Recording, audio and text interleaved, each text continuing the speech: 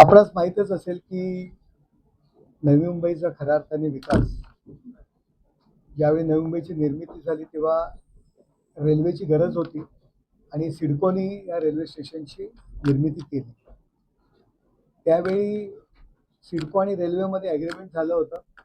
काही स्टेशनची पूर्णपणे जबाबदारी सिडकोने घेतली होती. 2008 साली ते जी काही सिडकोची जबाबदारी संपली होती, रेल्वेने ती स्टेशन ताब्यात घेतली नव्हती. त्यानंतर ठाणे वाशी सुरू झालं. त्या पण स्टेशनचं तर ॲग्रीमेंटही झालं नव्हतं. त्यामुळे सुरुवातीला नवीन कोरी करकरीत असलेली रेल्वे स्टेशन्स सुविधांपासून वंचित होती. खासदार झाल्यानंतर हा प्रश्न जेव्हा हातात घेतला तेव्हा रेल्वे सिडकोकडे बोट दाखवायचं, सिडको रेल्वेकडे बोट दाखवायचं. आणि ॲग्रीमेंट संपल्यामुळे सिडकोची जबाबदारी नव्हती, तरी सुद्धा थातूरमातूर कामं ती करत होते. परंतु चांगल्या पद्धतीची कामं जी इतर स्टेशन ज्या पद्धतीत विकसित होत आहेत त्या पद्धतीत होत नव्हती. पाठपुरावा केला. मी प्रथम अश्विनी वैष्णव यांचे रेल्वे मंत्री यांचा खास करून आभार मानेन. त्यांच्याकडे संसदेत हा विषय मांडला, त्यांच्याकडे सातत्याने बैठका घेतल्या आणि त्याला मूर्त स्वरूप आलेले. 15 मेला आमची अंतिम बैठक झाली. त्यावेळी निर्णय घेण्यात आला की वाशी जी काय हार्बरची जी सर्व स्टेशन्स आहेत, ठाणे असेल, आधीची नवी मुंबईची सर्व स्टेशन, ती पनवेलमधली सुद्धा असतील, ती सर्व स्टेशन 6 महिन्याच्या आत रेल्वे ताब्यात घेईल सिडकोकडून. आणि त्याची आज सुरुवात होते.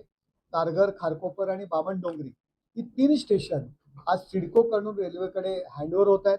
त्याचं ॲग्रीमेंट या ठिकाणी झालेलं आहे. रेल्वेचे अधिकारी आलेले आहेत, सिडकोचे अधिकारी आलेले आहेत आणि उर्वरित 6 महिन्यांमध्ये पुढील स्टेशनसुद्धा जी काय आहेत ती सुद्धा रेल्वेच्या ताब्यात जाणार आहेत, जेणेकरून रेल्वे ज्या पद्धतीने अत्याधुनिक आता होते आणि रेल्वे त्या स्टेशन्सवर काम करू शकेल, नागरिकांना चांगल्या सुविधा देऊ शकेल. हा ऐतिहासिक निर्णय आज झालेला आहे. त्यामुळे जबाबदारी निश्चित झालेली आहे की स्टेशनची कामं कोणी करायची, प्रवाशाला सुविधा कोणी द्यायच्या. हा बऱ्याच वर्षाचा प्रलंबित प्रश्न आज सुटलेला आहे आणि तो पुढील स्टेशनांचा सुद्धा प्रश्न मार्गी लागला. ऑलरेडी अनेक स्टेशन जे आहेत ते रेल्वे बघते, नंतर मेंटेनन्स रेल्वेकडे आहे आणि अशातच आता नवीन मुंबईतले हे जेव्हा रेल्वे स्टेशन त्यांच्या ताब्यात जातील, कुठेतरी असा प्रश्न उपस्थित होता की मध्य रेल्वे जे आहे किंवा रेल्वे विभाग हे कुठेतरी या स्टेशनचं प्रॉपर मेंटेनन्स आणि सगळं काही बघेल का? यापूर्वी रेल्वेचंच काम आहे रेल्वे स्टेशन मेंटेन करणं.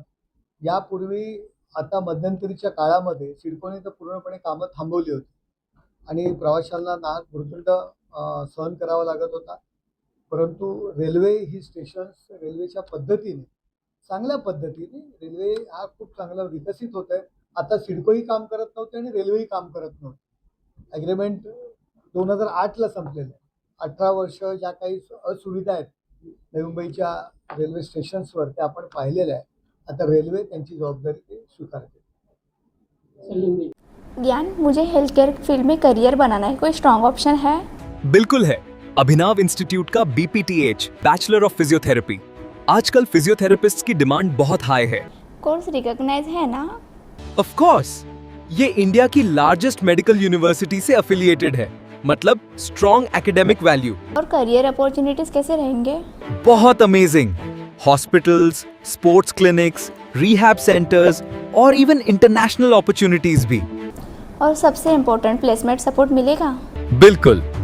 एक्सपीरियंस्ड फैकल्टीज और प्लेसमेंट गाइडेंस के साथ स्ट्रॉन्ग करियर सपोर्ट मिलता है।